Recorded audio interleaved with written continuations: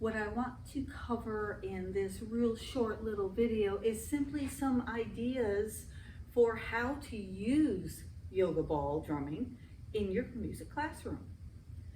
Now, all of the routines that I create for yoga ball drumming can be used on any percussion instrument you have. If you have tubanos, you can use those.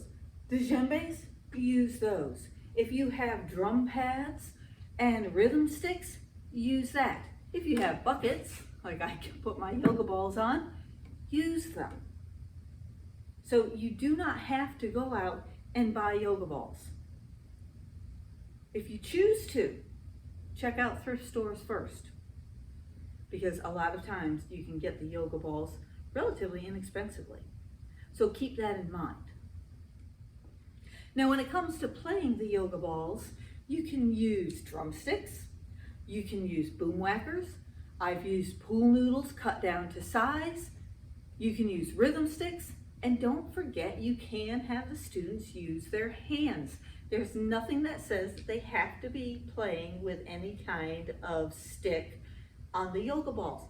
They can use their hands. A lot of times when I'm first teaching a routine, I will have students play it first and to practice it using just their hands, just to kind of get that idea of how they're moving around the yoga balls, especially when you're first starting out. Because if they strike the yoga balls too hard, whatever you happen to have them on, they can come off relatively easily. So that's just something to keep in mind. In the routines that I create, I use a few terms, and you'll see that in all of the notes. I have doubles on the top. I have doubles on the side. In other words, my two sticks are striking the side or the top at the same time. I also have a squeeze.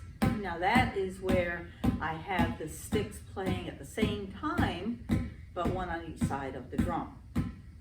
You can do the same thing with whatever your yoga balls happen to be sitting on, especially if they're sitting on buckets. So if you're looking at my notes, anything that is out there that says double, that's what I'm talking about. The drumsticks are going to be going up and down or moving together. Then we have our alternating strokes. Now you can use whatever terms you normally use with your students when it comes to using sticking patterns.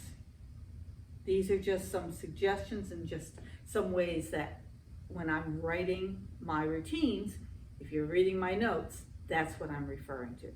Anything you can play on the top, you can play, of course, on the sides. We also have a roll. Traditionally, I only have the students roll on the tops. I have found if I have them roll on the sides, a lot of times the yoga balls will start getting real bouncy and they'll kind of take off on them. So rolls, I reserve that for the side. Now another variation is when I have one on the top and one on the side. You can do the doubles where they're playing at the same time. Or you can alternate hands. That's just another variation that I use. Of course, you have the floor and you have stick clicks. Now that's if you're playing on one yoga ball. If you look at the notes that I have, a lot of times I will say that you can use your neighbor's drum. If you have enough yoga balls, you can actually set up students to have more than one yoga ball. But if you think of drumline, think of a drumline setup. That's how I think of it. I have a yoga ball over here, yoga ball over here, and mine. So I would have a student at all the yoga balls. You can set this up in circles, you can set it up in straight lines, you can set it up in double lines, where you have students in the back and in the front.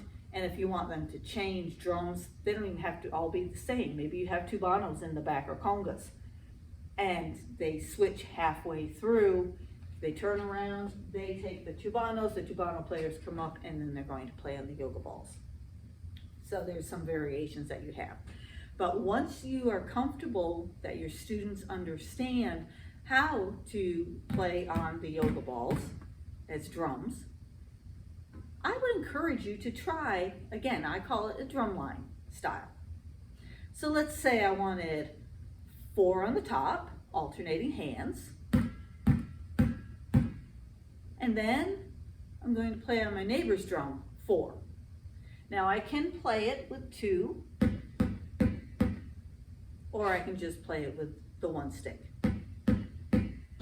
Depending on the tempo of the piece, especially if it's faster, a lot of times I'll have the student just use 1 stick. So 4 on the top, 4 to the right, 4 on the top, 4 to the left. And now, here we try. Right, left, right, left. So that's how that would work. Occasionally, the students will play 1 drumstick on each drum on their side. This would be the equivalent of the squeeze on their own.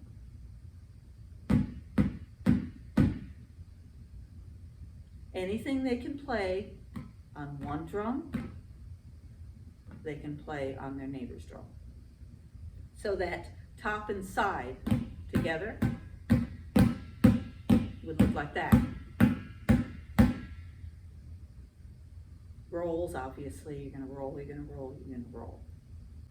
So these are just some basic moves and styles of using the sticks that I use in the routines that I create.